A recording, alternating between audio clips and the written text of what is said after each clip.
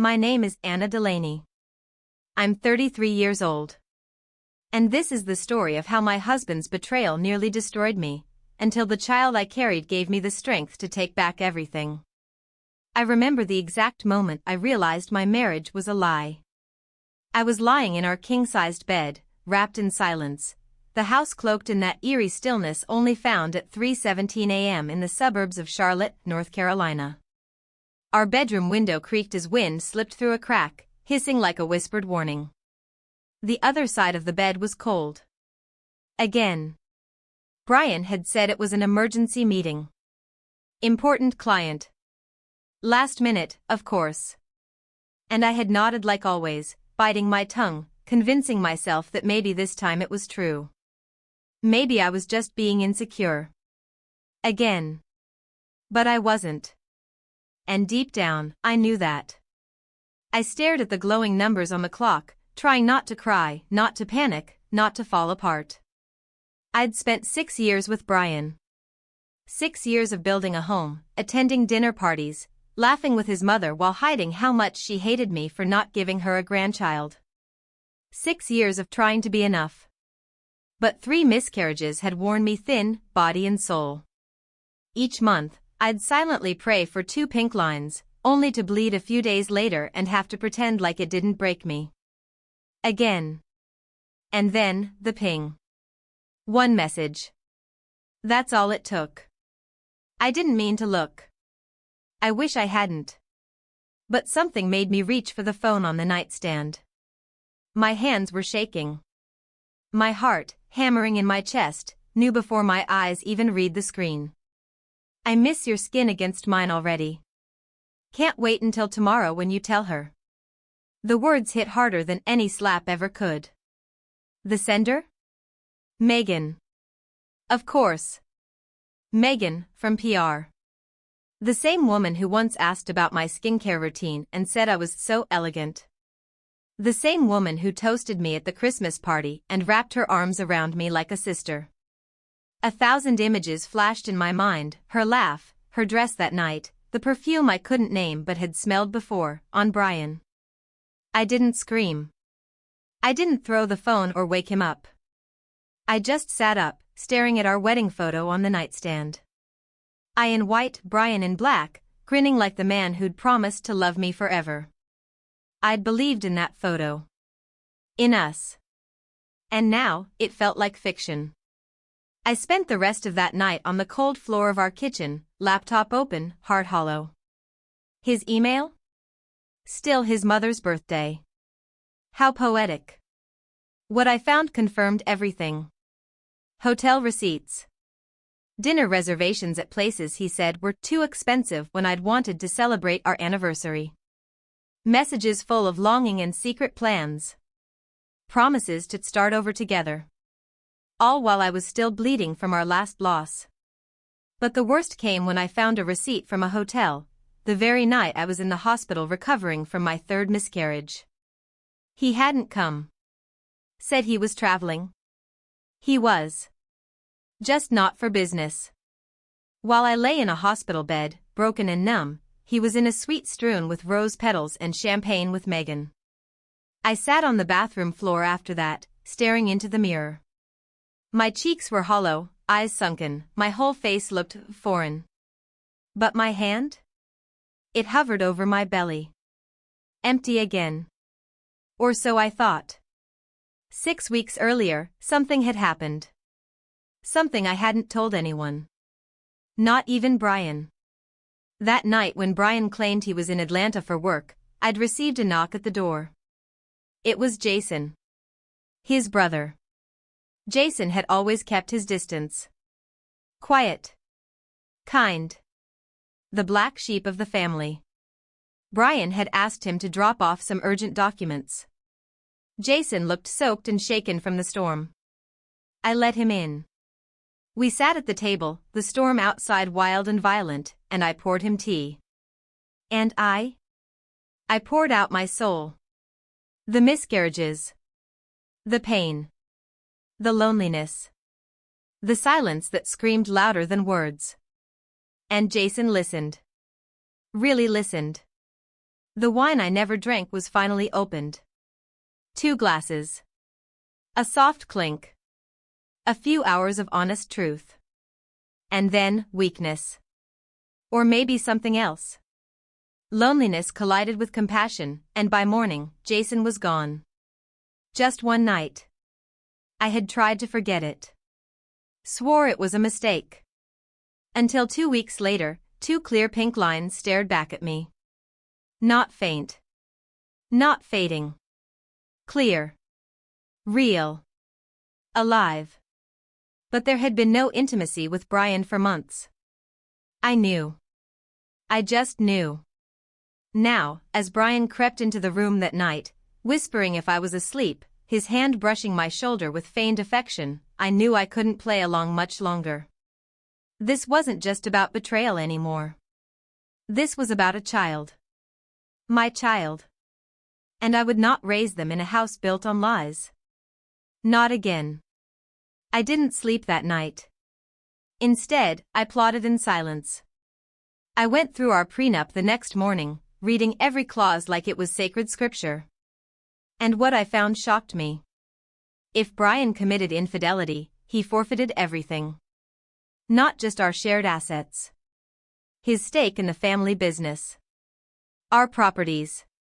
Investment portfolios. All of it. It was time to get smart. Time to gather every receipt. Every message. Every name. Every signature.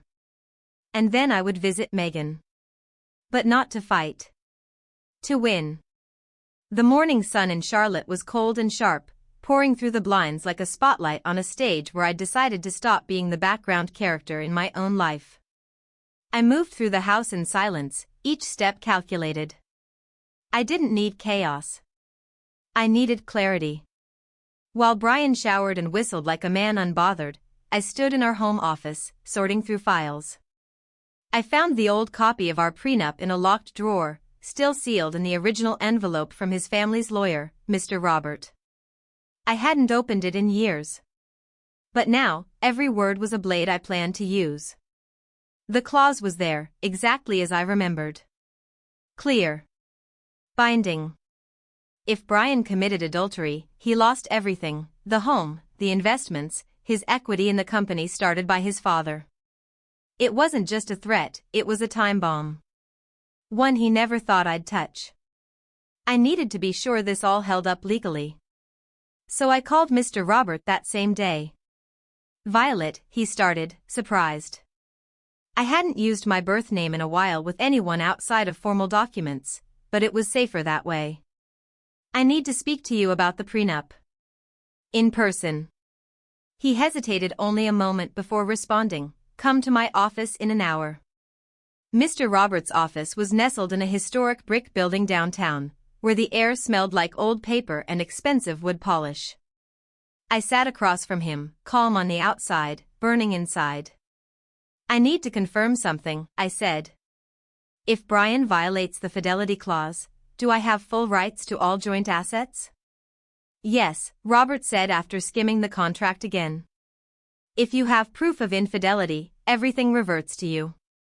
It's ironclad." His father insisted on it to protect the family name. "And if I'm pregnant by someone else?" I asked carefully, watching his face.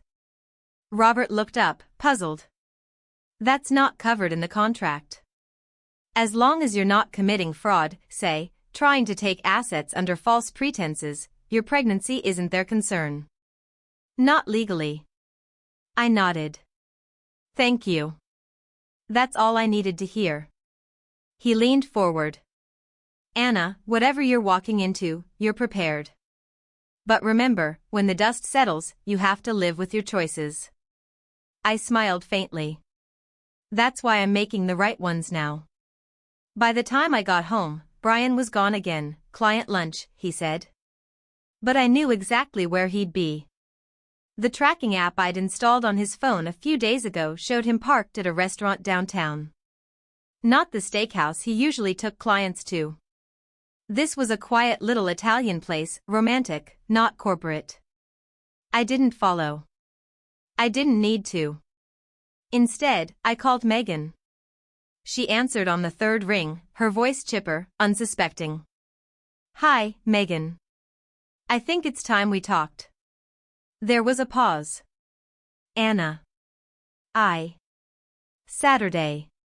10 a.m. Franklin Street Cafe. Come alone.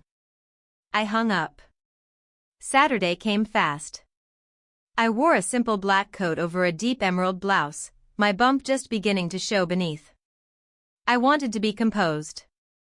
Not pitiful.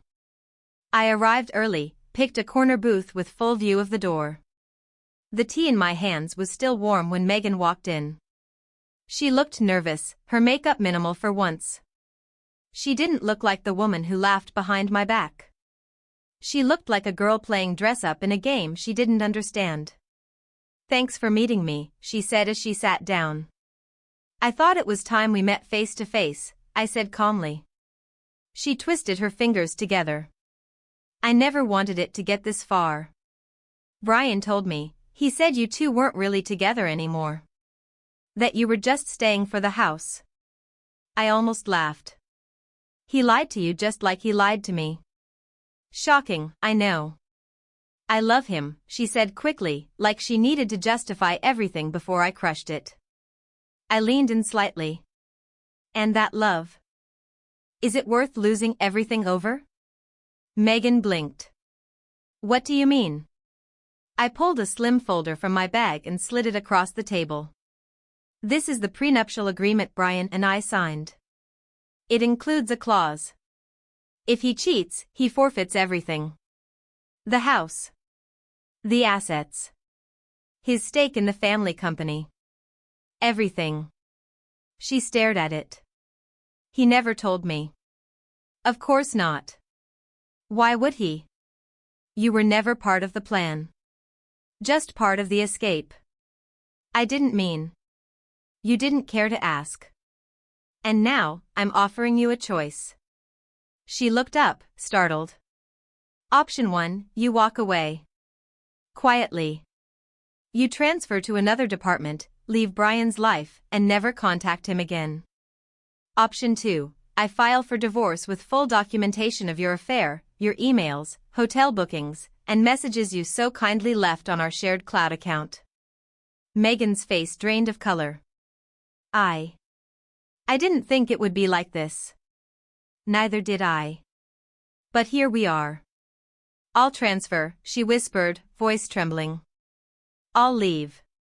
Please, just don't ruin him. I stared at her. He ruined himself.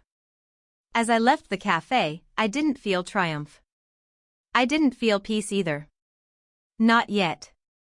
But I felt control, something I hadn't had in a very long time. That night, Brian came home early. Brought flowers. Cooked dinner. Held my hand like he used to. I've been offered a new position, he said over dessert. London. Regional Director. A fresh start. I want us to go together. Leave this behind. I blinked. A fresh start? How poetic. And what makes you think I want to start over with you? I know I've made mistakes, he said quickly, but I want to make it right. For us. For the baby. I studied his face. He truly didn't know. Didn't suspect. He thought he still had power. Still had control. I forced a smile. Let me think about it. In my heart, I already knew the answer. I would go. Not for him. For the baby. And for the final pieces of my plan. Brian had no idea the moment he suggested we move to London was the moment I decided to finish what he started. I didn't argue. I didn't hesitate. I simply said, let me think about it, with the same sweet smile I used to wear when I was still naive enough to believe in his promises. But I wasn't that woman anymore. 2 days later, I said yes. Brian was elated. He kissed me like it meant something again, hugged me longer than he had in months, and whispered how happy he was that we were rebuilding. He thought the new title, the change of scenery, and a fresh start would wipe away everything. As if cities held the power to erase betrayal. He didn't know I was going with him not to rebuild, but to dismantle. Piece by piece. Before we left, I called Jason. We met by the river, far from familiar eyes. He looked nervous, but more than that, he looked sad. Like he already knew what I was about to say. I need your help, I said. But I also need your silence. Jason nodded. Whatever you need. I'm going with Brian to London. His eyes widened. Anna, why would you? I held up a hand. Not for him. For the child.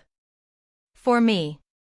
There's unfinished business, and I need to be close to finish it. Once he's signed what I need him to sign, once I've secured the baby's future, then I'll tell him everything. Jason's jaw clenched. You sure you can carry this alone? I'm not alone. Not really. I glanced at my belly. But I need you to stay quiet until the time is right. Jason stared at me for a long moment, then nodded. For the baby. And for you.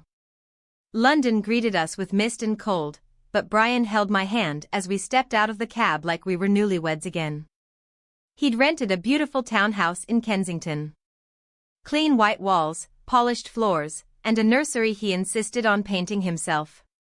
To the outside world, we looked perfect, reconciled, expectant, excited for the future. I played my part with elegance. I smiled when neighbors waved. I posed when his colleagues wanted pictures at office events. I even let him take selfies with his hand on my stomach, as if this child was his. But behind closed doors, I was working. I met with a lawyer just 3 weeks into our arrival. Quietly. I had him help me prepare legal co-ownership of all the new assets, property, investment accounts, even insurance policies. Brian was blindly signing under the belief that I trusted him again. And he did sign. Every paper I placed before him, he signed. Of course, Anna, he'd say, eyes full of forced affection. Anything to make you feel secure. Secure. That word echoed every time he smiled at me over dinner and fed me lines about the future. About how our child would change everything. How London was our redemption. He still didn't know. He didn't know I already had every document I needed. He didn't know I still tracked his phone, monitored his credit card charges, and had access to our old cloud email that he never bothered to change. I knew about Claire before he ever mentioned her name. Claire. The shiny new colleague with a British accent and a laugh just high-pitched enough to make it obvious she'd never worked a day for anything real. Brian introduced her to me at a company dinner. She shook my hand, eyes warm and insincere, and said, "You must be the brilliant wife he always talks about." I smiled at her, calm and cold. "He talks about me, does he?" "Constantly," she said. I nodded. "That's strange. He never talks about you." Brian coughed and changed the subject. I let it go. Out loud. But that night, I checked his phone's location history, synced his hotel rewards account, and scanned our shared expenses. Claire had already left her scent in our lives. A week later, I found a gift box on his desk. It was from her. Perfume. A handwritten note, for our first night together. I took a picture of it and placed it in my growing file. Evidence. Proof. Step by step, building a case so airtight not even Brian's father's money could save him. And still, I smiled every morning. Let him brush my hair. Let him think he was healing something. He cooked dinner more. Bought me chocolate. Told me I glowed. All the performance of a man who thought he had cheated the odds, when really, he was being played. I was the one stacking the deck now. The baby, my daughter, was growing strong inside me. I could feel her flutter sometimes at night, and it reminded me why I had to finish this. Why I couldn't afford to falter. I wanted to give her a clean beginning. Not one built on lies. Not one where her father was a man who couldn't tell loyalty from lust. I wanted her to grow up knowing her mother was a fighter. That she was born not out of mistake, but of strength. I kept collecting receipts, text messages, travel logs, appointment records. I recorded voice memos, backed up emails, and had 2 hard copies of every file, one hidden in our safe, the other with my lawyer. The final piece was Megan. Before I left Charlotte, I'd made sure she signed a statement. A full confession of the affair, witnessed and notarized. I'd told her it was to avoid any misunderstandings if things ever got ugly. She believed me, too scared to question anything after I'd shown her what the prenup would cost Brian. That statement was my insurance. My shield. And I held on to it like armor. In the last month of my pregnancy, Brian began pulling away again. Late nights. Work trips that didn't match his calendar. Missed appointments. And I didn't flinch. I just logged each one. The baby's kicks were stronger now. Her heartbeat steady. Every time I placed my hand on my stomach, I whispered, "We're almost there, sweetheart. Just a little longer."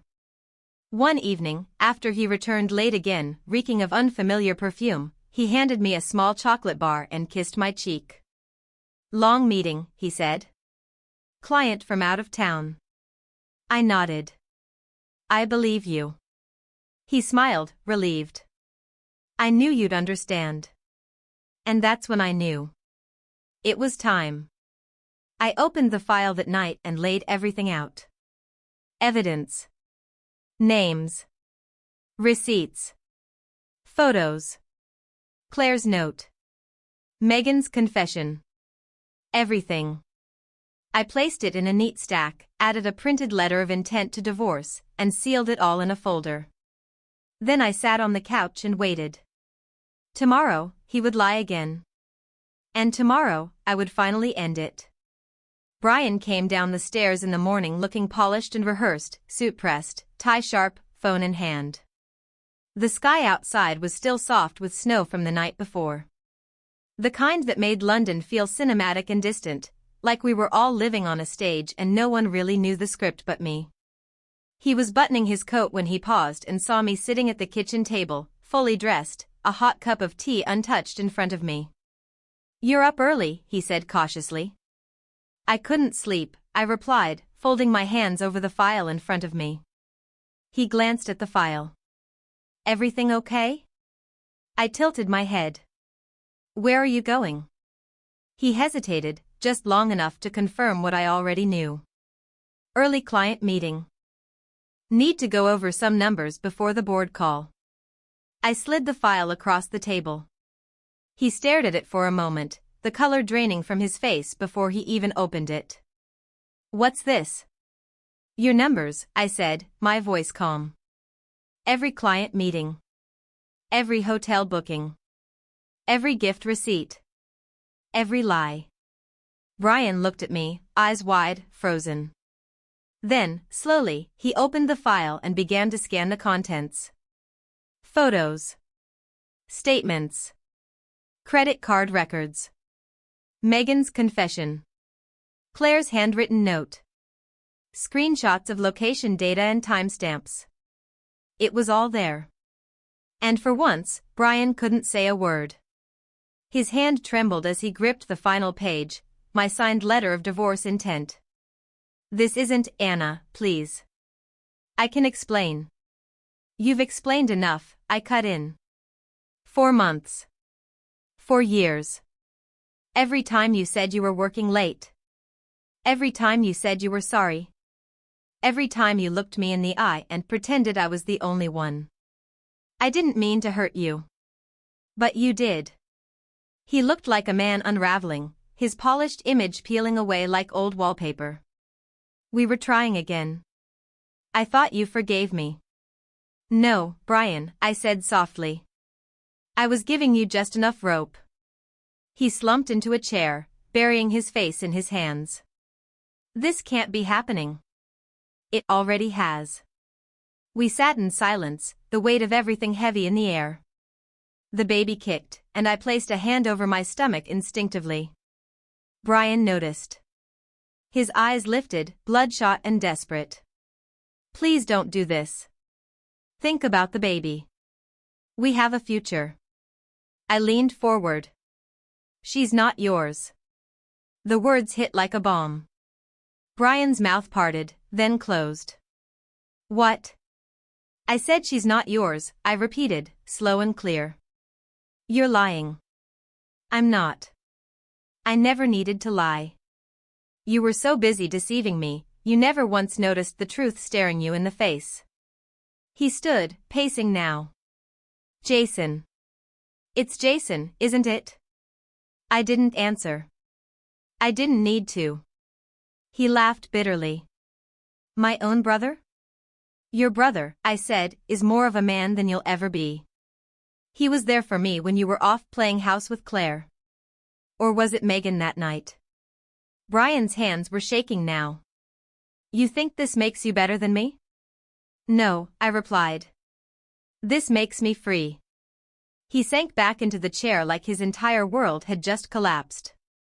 Because it had. And I had built every brick of its destruction with his signature on it. The divorce proceedings moved quickly after that. My lawyer filed everything, and with the prenuptial agreement airtight and the evidence overwhelming, there was nothing Brian could do. He lost everything. His equity in the family business, our shared properties, and even the townhouse in Kensington. Every asset I'd had him sign over during our reconciliation was legally mine. He tried to fight, of course. Called his father, called his lawyer, tried to spin some pathetic tale of betrayal, but none of it mattered. Megan's notarized confession sealed it. Claire's love letters sealed it. His travel logs and financial trails sealed it. When we finally met in court for the last time, Brian wouldn't even look me in the eyes. He signed the final documents in silence. When he stood to leave, he turned back one last time. I hope you can live with yourself. I stood too. I've never lived more honestly than I am right now. He left without another word. And I never looked back. 2 weeks later, I went into labor on a gray Tuesday morning. Jason was already waiting at the hospital. He never left my side, not for a second. And when our daughter finally entered the world, eyes wide, fists clenched, screaming like she had something to prove, I felt everything I had held inside for so long finally crack open. Not with pain. But with peace. Jason kissed my forehead, tears on his cheeks as he whispered, "She's perfect." And she was. We named her Alara. Her eyes were bright and ancient, as if she had chosen me. As if she had come not just to heal, but to remind me that rebirth always comes after ruin. Brian left London soon after. The embarrassment, the public exposure, the fallout with his family, it was too much. I heard through quiet whispers that he took a consulting job somewhere in Dubai. He never reached out again. Never asked to meet Alara. And I never offered. Some say closure is a conversation, a final confrontation, a tearful goodbye. But for me? Closure was the silence. Closure was watching my daughter sleep safely in a home I owned, in a life I built with no shame, no lies, no regrets. Now, every morning when I wake up, I look at the small photo frame on my nightstand. It's not my wedding photo anymore. It's Alara's first smile. Right next to a quote I had printed in gold lettering. She remembered who she was. And the game changed. I've moved on. Not with resentment, but with power. Because sometimes, revenge doesn't need to be loud. It just needs to be complete. I never expected peace to feel like this, quiet, unassuming, real. After Alara was born, the days slowed down, not in the dull sense, but in the way a wounded heart begins to beat at its own rhythm again. I wasn't sprinting anymore. I was breathing. Living. Jason moved in with us shortly after. Not because he had to, but because he wanted to. He never asked for anything. He just showed up, with groceries, with books for Alara, with shoulders I didn't realize I had leaned on so much until I finally let myself rest. Our days were simple, morning walks with the stroller through Kensington Gardens, afternoons filled with baby laughter and soft lullabies, evenings by the fireplace with Jason reading aloud while Alara dozed in my arms. There were no lies. No deceit. Just love, raw, fragile, honest. Jason never brought up Brian again. Not once. He let me have the silence I needed, the space to rebuild without questions. I knew he struggled with guilt over that one night. But I also knew we had both been broken then, torn apart by the chaos Brian left behind. What happened wasn't betrayal. It was survival. And out of that survival came the one thing that had saved me more than any plan ever could, Alara. But even with all the softness surrounding me, I knew something still lingered. One last ghost. Brian. Not because I still loved him. I didn't. Not because I wanted him back. I didn't. But because unfinished business has a way of haunting you. He had left London in disgrace, disappeared without a trace beyond whispers from mutual contacts. I could have left it there. I wanted to. But then, a letter arrived. Unmarked envelope. No return address. Inside was a single sheet of paper. I forgive you. That was all it said. No signature. No name. Just those 3 words in Brian's handwriting. I held it for a long time, unsure whether to laugh or scream. Forgive me? I folded the letter neatly and tucked it into the back of my journal. I wasn't going to let his narrative twist one final time. This story was mine now. Not his. Later that night, Jason found me sitting at the kitchen table, staring out the window into the cold drizzle. "What are you thinking?" he asked softly, placing a mug of tea beside me. "That I thought I needed closure," I said. But all I needed was to never go back. Jason sat beside me. "You've done more than move on, Anna. You've built something real." I looked down the hallway where Alara's nightlight glowed softly behind her bedroom door. "She saved me," I whispered. "No," Jason said. "You saved her. You saved both of you." I looked at him, and for the first time, I didn't see Brian's brother. I saw the man who'd been there through the ugliest chapters, who never asked for credit, who stood by me not as a hero but as a human. "I don't want to hide anymore," I said, and the words felt heavier than I expected. Jason blinked. "You don't have to. You're her father," I said. "You should be in her life, truly. Not just quietly helping from the sidelines." His voice caught. "Anna. I don't know what the future looks like. But I want to stop pretending this isn't real. You and me. Her." He reached across the table and held my hand. "Then let's stop pretending." We made it official 3 months later. Not in a courthouse, not with photographers or a designer dress, but in a quiet registry office with a simple vow and a gold band. There were no speeches. No applause. Just promises whispered between 2 people who had already survived the storm. I didn't change my last name. I didn't need to. Alara had both of ours. We took a trip to the countryside a few weeks after the wedding, just the 3 of us. It was nothing fancy, just a small cottage, blooming lavender outside the windows, and the laughter of our daughter echoing across the fields. One evening, after Alara had fallen asleep on Jason's chest, I sat beside them and watched them breathe and sink. And I realized that peace doesn't arrive with fireworks. It arrives in the quiet. In the stillness after a storm. In the realization that you no longer need to win, because you already have. I still kept my journals. I still revisited the letters, the receipts, the files. Not out of pain anymore, but as a reminder of what I overcame. Of what I protected. Alara would grow up one day and ask about her father. I wouldn't lie. I wouldn't glorify. But I also wouldn't let bitterness write her story. She came from truth, I would tell her. Even if it took a lie to show me the way. Sometimes, I still see Brian's face in dreams, usually confused, sometimes angry, always fading. And I wake up with no fear. Because he's not the villain anymore. He's just gone. And I am still here. Still whole. Still standing.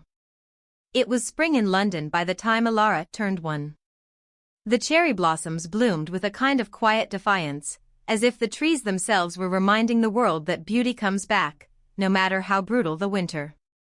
I stood on the back patio of our new home in Richmond, barefoot in the morning dew, holding a steaming mug of tea and listening to birdsong as the world stirred awake around me. Inside, Jason fed Alara oatmeal while singing a ridiculous made-up song that made her giggle uncontrollably. I never would have imagined this life 2 years ago. Not when I was lying in that cold Charlotte bed, staring at the clock while Brian claimed to be working late. But here I was. Free. Whole. Loved. Yet something tugged at the edge of my peace. Not regret. Not bitterness. Just reflection. As if one last page hadn't been turned. Jason came outside with Alara bundled in his arms. She demanded to see the birds, he said with a wink. I kissed her forehead and smiled at him. She's got good instincts. She gets that from you. We sat together on the bench, Alara between us, clutching a toy rabbit, her tiny fingers brushing against my arm. I closed my eyes, taking in the warmth of the sun and the softness of the moment. Do you think I should have done more? I asked quietly. Jason looked at me. Done more? With Brian. The exposure. The media. The company fallout. I could have dragged him through every court in the country. But I didn't. I just let him vanish. Jason was quiet for a moment, then said, You did enough, Anna. You ended it clean. You walked away with your head high and your daughter safe. That's not weakness. That's strength. I nodded. I just wonder if he ever really understood the damage he caused. He does, Jason said. People like him always do. Eventually. But by the time they realize it, it's too late. And that's their punishment. I thought about that as I watched Alara babble at a bird on the fence.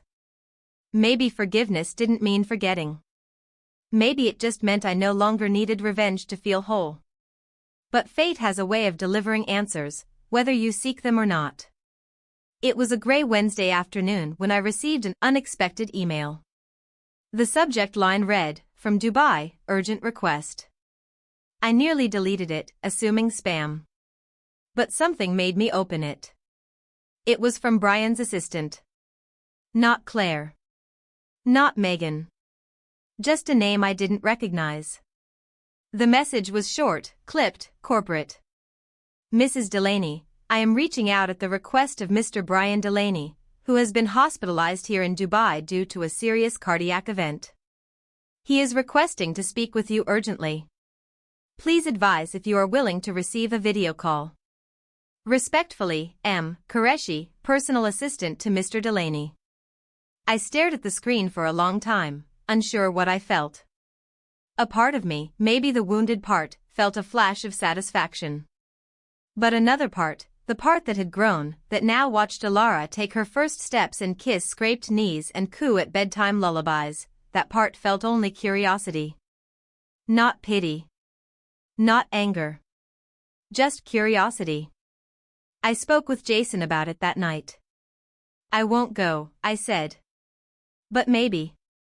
I need to hear it. Maybe he needs to say it. Jason nodded, jaw tense but supportive. I trust you. And so I agreed. The video call was scheduled for the next morning. When the screen blinked on, I almost didn't recognize him. Brian looked pale, frail, his skin sallow, eyes hollow, tubes running from his arms. His voice was raspy. Anna. I said nothing. I know you have no reason to speak to me, he began, but thank you for taking this call. I nodded once, keeping my expression unreadable. I needed to say I'm sorry, he said. For everything. For Megan. For Claire. For lying. For breaking what we had. You didn't break what we had, Brian, I said softly. You burned it. He flinched. I thought I could have it all, he continued, voice shaking. Power. Love. Freedom. But the truth is, I never had anything once I lost you. I didn't reply. I know about the baby, he said. Jason's. Yes. His eyes welled. She looks just like you. I saw a photo once, through a contact in London. She's beautiful. She's happy. That's what matters. He nodded. I don't have long. I've ignored too many warnings. My heart, he swallowed, it's failing. A strange silence passed between us. I don't expect forgiveness, he said. But I needed you to know. I regret it. Not because I lost the money or the business or the townhouse. I regret losing the woman who stood by me when she had nothing to gain. And I regret never becoming the man you deserved. I let the silence stretch. And then, I said, goodbye, Brian. And ended the call. I stared at the blank screen for a while after. Not crying. Not shaken. Just still. I had heard what I needed. Not for him, but for me. Sometimes closure doesn't arrive wrapped in justice or fury. Sometimes, it comes in the weak voice of a dying man who finally realized what he destroyed. I didn't tell Jason everything. Only that Brian was fading. He didn't ask for more. But that night, I held Alara longer. I kissed her forehead and whispered, you'll never know that kind of pain. I promise you. And I meant it. The final days of spring came with golden light stretching long into the evening, painting London in hues of hope. Alara had taken to the grass in Richmond Park like she owned it, her giggles bouncing between the trees, her tiny legs wobbling as she chased butterflies and called them sky bugs. I watched her from the blanket Jason had spread beneath a flowering oak tree. He lay beside me, his head resting in my lap, fingers tracing absent-minded circles on my arm. Everything about the moment was soft, real. No masks. No waiting for betrayal. I had survived the storm. But more than that, I had chosen not to carry it with me. A week after the video call, a final email came through. No subject line. No text.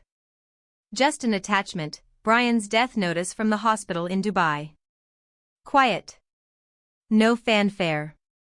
No public statement. Just a line in the system. Brian Delaney.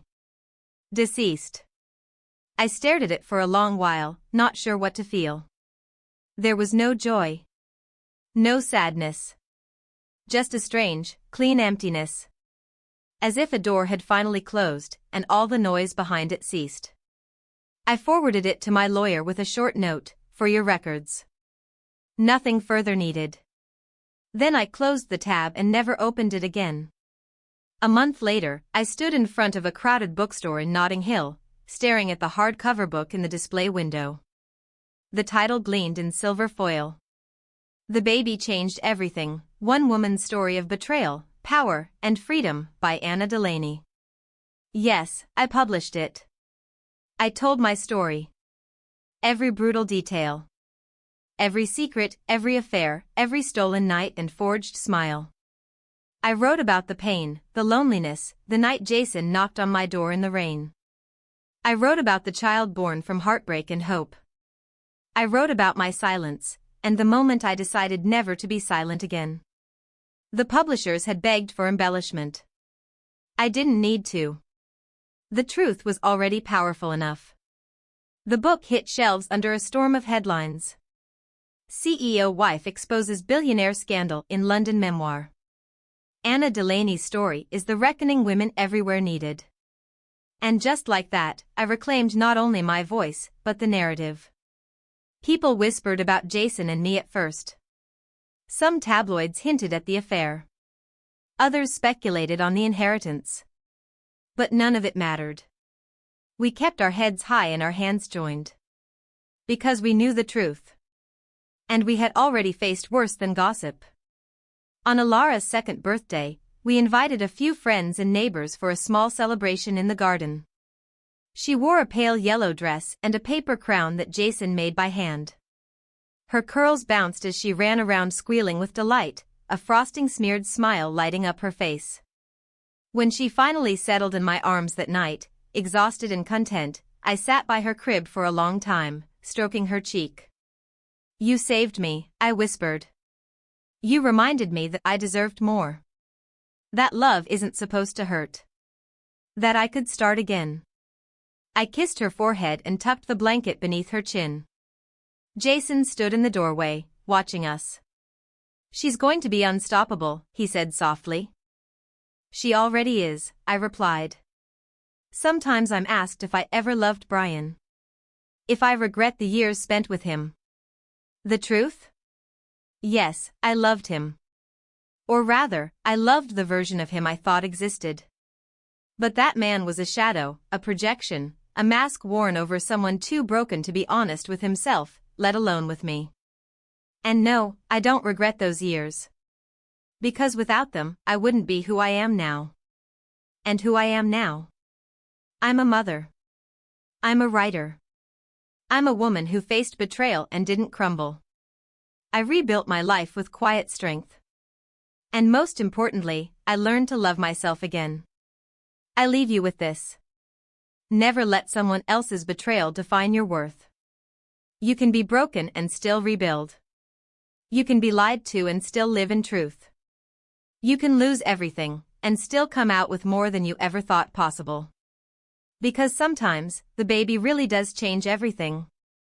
Thank you for listening to my story. Anna. If you felt something while hearing Anna's story, if you've ever been silenced, betrayed, or made to feel powerless, know that healing is not only possible, it's your right. Remember, revenge isn't always about rage. Sometimes, it's about reclaiming your life. Reclaiming your name. And raising something beautiful from the ashes. Let us know your thoughts in the comments. And if you believe stories like this need to be heard, subscribe to Revenge Echoes, where every story is a voice reclaimed.